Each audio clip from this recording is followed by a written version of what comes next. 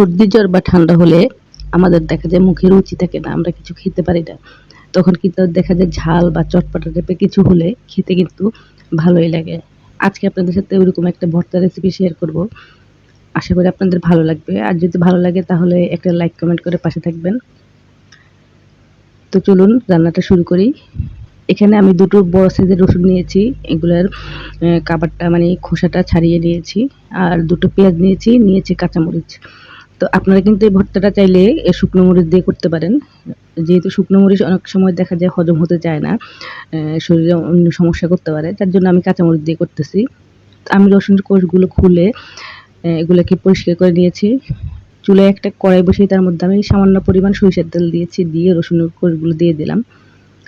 রসুন আর সরিষার তেল দুটোই কিন্তু ঠান্ডার জন্য খুবই উপকার করে শরীরের জন্য। আগে তো দেখতাম ছোটবেলায় যে আমাদের ঠান্ডা লাগলে কি করতো, গরম ভাতের মধ্যে একটু সরিষার তেল দিয়ে দিত, যে এটা খেলে ঠান্ডাটা কমে যাবে।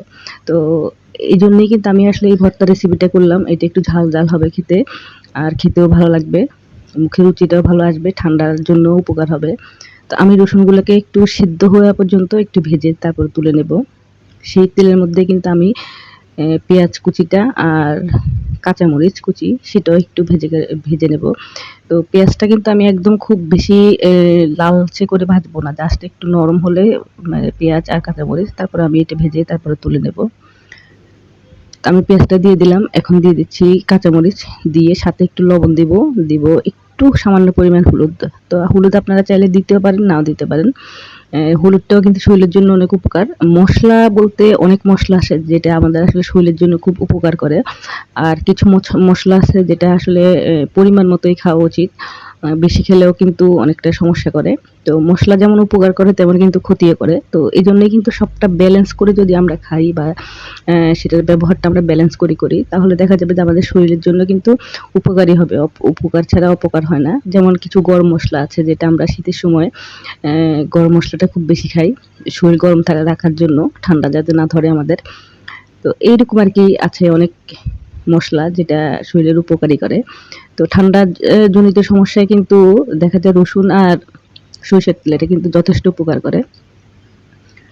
এখন দেখুন আমার পেঁয়াজটা কিন্তু মোটামুটি একটু নরম হয়ে ভাজা হয়ে গেছে, আমি এটা তুলে নেব।